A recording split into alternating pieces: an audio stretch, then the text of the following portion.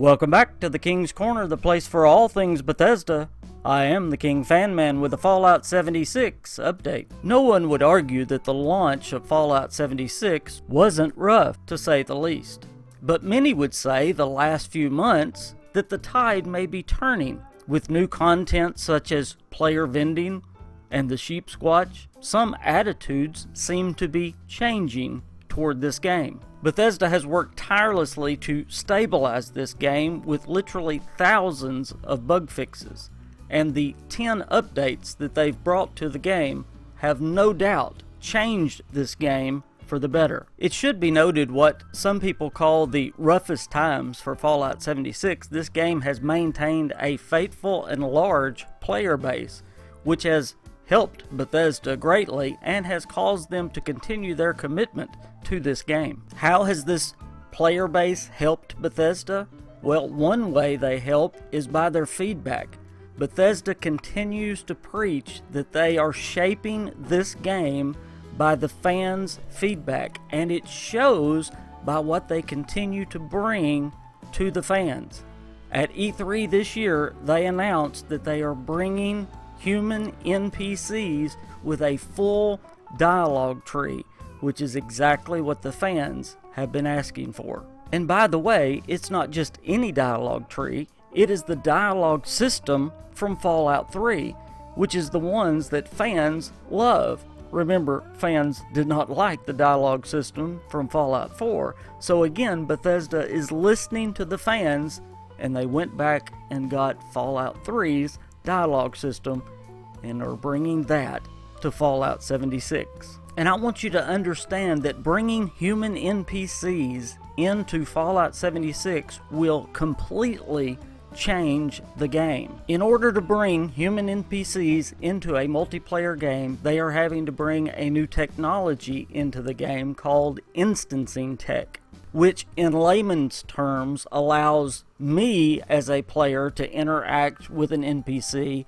and also allows you to interact with that NPC as well without affecting my game. But if you think about it on the surface, bringing human NPCs into a multiplayer game could create a multitude of problems. And it does without this new technology. In a very small interview that Jeff Garner did at E3, we learned something that most people haven't heard about this instancing tech. It is actually going to be employed during nuclear winter. So they're actually going to get to try it out before Wastelanders. In other words, they are going to be human NPCs in nuclear winter. That's right, he actually tells us there are going to be some human NPCs during the vault raids. Listen to Jeff Garner give us this little nugget of information. Buy the game and not be able to play the quest because you decided to kill the main NPC. We are going to make decisions. You're going to be we're heavily investing in what's called instancing tech. You're going to see the first iteration of that. You're going to see is the vault raids we're putting out late this summer, and that's going to allow us to one, be able to have an NPC there, and we'll have the same. We'll both be able to talk to it at the same time, see different things, and hear different things. Okay. And two, once you go through a load door, you'll be able to go into another area of the game that will be unique to you, that you will be able to affect directly, and that it will be totally. So that's where we'll put that kind of. Now, how we're going to be interacting with these NPCs or what they're going to be doing, we do not know yet, but there are going to be human NPCs during the vault raids. That is huge news that was broke, I think, only in this one interview. So again, I say Fallout 76 is totally changing, and it's changing because of the fans' input. Nuclear Winter is also a mode. The PvP mode itself is a mode that was brought because of fan input. Now, I do not like a Battle Royale mode, but there are a lot that do, and I know a lot of you that didn't want one are now enjoying that mode. Bethesda wanted a mode that allowed players to be able to play Fallout 76 for 20 to 25 minutes, and here Nuclear Winter was born. But it was also because there is a part of the fan base that actually wanted something like this, and we knew from the beginning that there were some that wanted a 12 on 12 or some kind of battle mode. So again, they are listening, and I'm glad they are listening and have separated that from the adventure mode, which I believe is perfect. It allows people like me to have the adventure mode and other people to have the nuclear winter. Or it even allows me to go over there and have fun in nuclear winter for a moment and then go back to my adventure mode. I want to tell you about one more super exciting thing coming through Wastelanders. It is romanceable companions. Now, this is super cool. I'm going to let Jeff Garner explain it in a minute. But they're not going to follow you everywhere, but yet they will follow you certain places. Understand that being a multiplayer game, you can't have everybody with the same companion at all times. That would just be a mess. And again, I'm going to let him explain it. But we are going to have companions, and they are romanceable, which is awesome. So just listen to Jeff Garner. Are you going to introduce AI companions to follow you guys in Wastelanders, or is that something? The companions in Wastelanders will be there. So there'll be romanceable individuals and people that generally will hang out in your camp. Due to certain, again, some technology and stuff, we're going to make sure that they're not going to be just totally 100% like a follower, though. Mm-hmm. So there will be those instances I described, like they might be able to go with you into an instance and interact very well with you in there.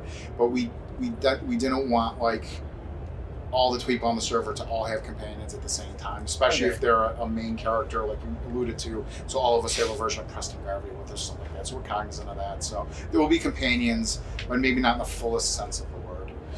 I want you to think already how much Fallout 76 has changed since launch. Just think now with nuclear winter and player vending and all that is in this game, how much it has changed. And we're not even a year into the game. And this is a game that they want to last and last and last. Yes, the future indeed looks very bright for Fallout 76.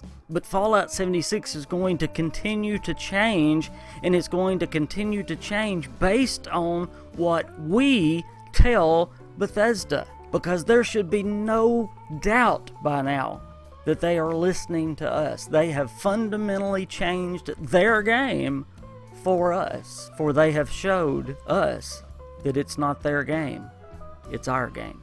Now, one more main thing I want to point out that was brought out in almost every interview, and it was done not because they were asked about it. It was done because they brought it up every single time. Jeff Garner brought up private servers and mods on his own in every interview that I looked at and listened to. Chris Myers did the same thing. Todd Howard even did the same. And they always talked about it in 2020. They always talked about it in year number 2. This is something that I know the fans want, they know the fans want, and they are working on it. Now, they said at the very beginning there are a lot of difficulties, and maybe that's why they're waiting on it. But this is something they are working on because they keep bringing it up. They're not being asked about it, they keep bringing it up. So I believe it's the next thing after Wastelanders that's on their plate, private servers and mods. That's exciting. Another thing that's going to fundamentally change Fallout 76. If Fallout 76 is this much different today than it was at launch, what's it going to look like this time next year? And you have to commit to things, and this shipping 76 and the criticism got was hard, and it was hard on the team, but we're not quitters. We realized what we needed to do to fix it, and I think, the 10 patches we have put out has shown our true commitment to this game long term, and that we want people who have paid for this game and who have put hundreds of hours into it to feel like that they're getting rewarded for that effort. And then now that we have that technology, once we put that tech in the game next year, the sky's the limit on what we can keep adding. Okay, so just kind of like ESO, how it's almost like a never-ending story. It's a never-ending story, and remember, and Todd has said this, so I'm not going to get in trouble for saying it.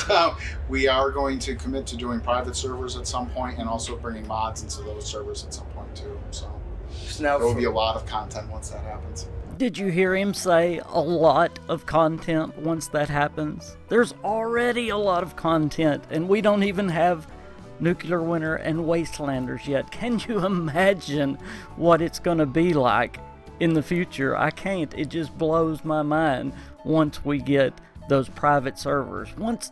Can you imagine what it's going to be like a year from now and the amount of content that's going to be in this game? The future looks so bright. I had the great honor of getting to talk to Chris Myers, which is one of the lead designers at Bethesda in Austin, and he was so excited about the future of Bethesda. It wasn't fake, guys. He was so excited. Not just about Nuclear Winter and Wastelanders, but he kept stressing about the future of Fallout 76 and how excited he was. And I'll have more on my conversation with him in another video. But I believe the future is oh so bright, and so does Bethesda for Fallout 76. I want to encourage you more than ever to give your feedback to Bethesda. They listen to Reddit a lot, they watch Reddit a lot, or make tickets. Send them to Bethesda. Ideas that you have, problems that you have. Please send your feedback. I know sometimes people like us tend to not send tickets into Bethesda. We tend to sit back and just, kind of play and go, well, I wish this and I wish that. Send your feedback, guys, because they are listening. If there's one thing this video does, I hope it shows you that Bethesda is listening to us and shaping this game by what we say and what we want. So send your feedback to Bethesda. Remember to watch the video till the very end. You might see your Fallout 76 picture, because that's how I end all of my videos, with submitted Fallout 76 pictures. So if you have a favorite Fallout 76 picture, send it to me. Also, check my links down below. Follow me on Twitter and Facebook. That's how you can send me those Fallout 76 pictures. We also have Discord, and if you want to be a partner with this channel, that is Patreon. Become a Patreon, and you can help me in a wonderful way and get some very special behind the scenes benefits. Thank you guys for watching. I am the KingFanMan. I'll see you next time.